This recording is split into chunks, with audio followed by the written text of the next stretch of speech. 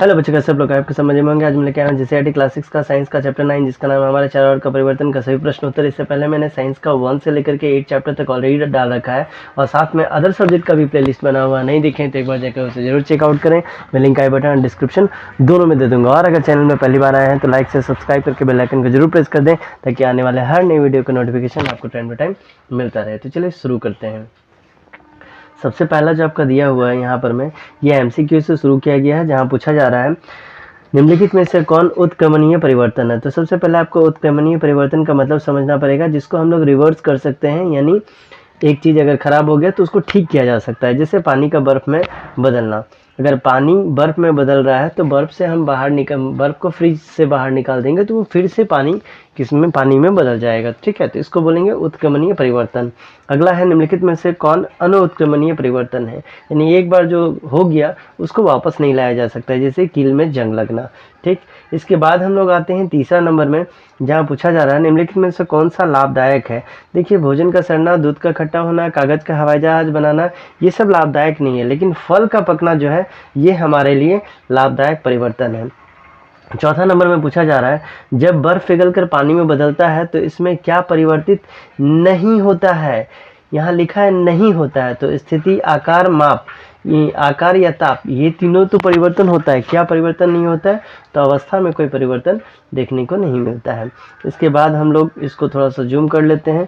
2 number पूछा गया बर्फ पिघलकर जल बनता है, ये किस प्रकार का परिवर्तन है। तो उत्तर हो जाएगा बर्फ पिघलकर जल बनता है, ये उत्क्रमणीय परिवर्तन है। इस परिवर्तन में जल की अवस्था में परिवर्तन हो रहा है, यानी इसको हम लोग फिर से रिवर्स कर सकते हैं। तीसरा नंबर में पूछा जा रहा है एक सीमेंट की बोरी खुले में छोड़ दिया गया और ये पानी में भीग गया, क्या इसे उत्क्रमित किया जा सकता है।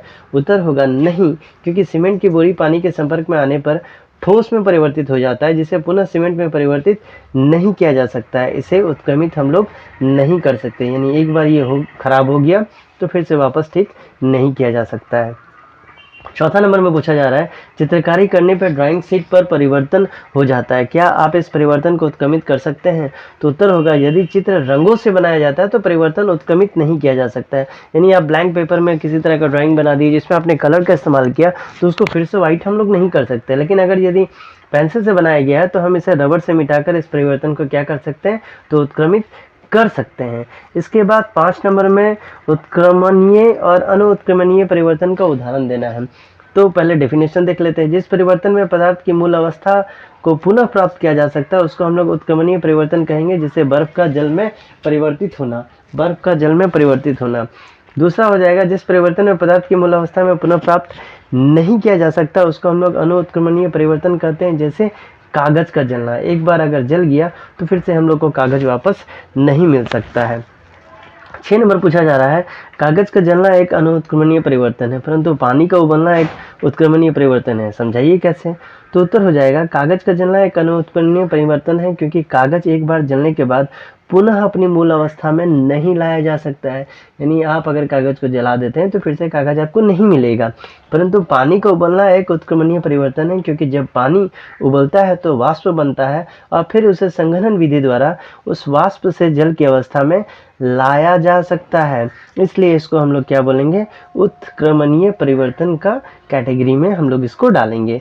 7 नंबर आपसे पूछा जा रहा है क्या यह संभव है कि एक ही वस्तु में उत्क्रमणीय और अनुत्क्रमणीय दोनों तरह का परिवर्तन होता है, यानी वस्तु एक ही को है और परिवर्तन दोनों टाइप का हो।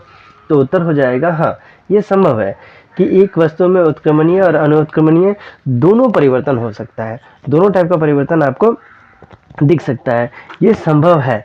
जैसे मोमबत्ती का जलना क्या है, तो मोमबत्ती के जलने में हमें मोम तो पुनः प्राप्त हो रहा है, परंतु वह मोम पुनः जलाया नहीं जा सकता है, क्योंकि उसमें बत्ती हमें पुनः प्राप्त नहीं होती है।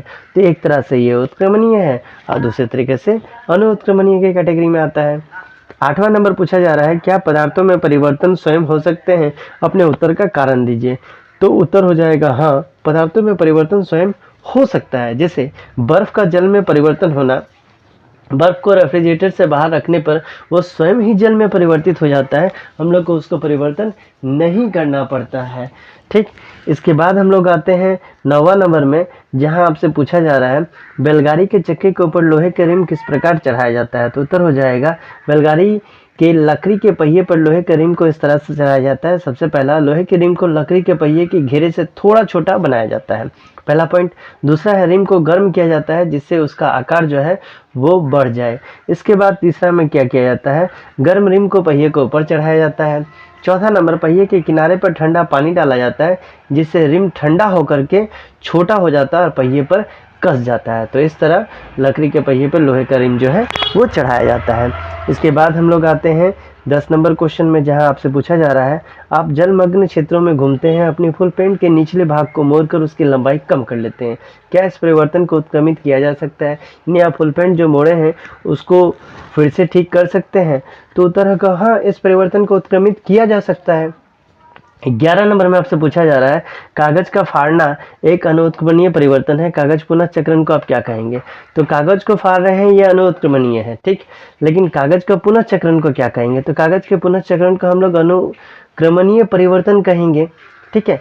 कैसे, इस कैटेगरी में ये जाएगा क्योंकि जो कागज हमें मिल रहा है, जो रिसाइकल होकर के मिल रहा है, वो पुराना वाला कागज तो नहीं रहेगा, उसका स्ट्रक्चर जो है वो चेंज हो चुका होगा, इसलिए इसको हम लोग अनुत्क्रमणीय परिवर्तन के कैटेगरी में डालेंगे, ठीक।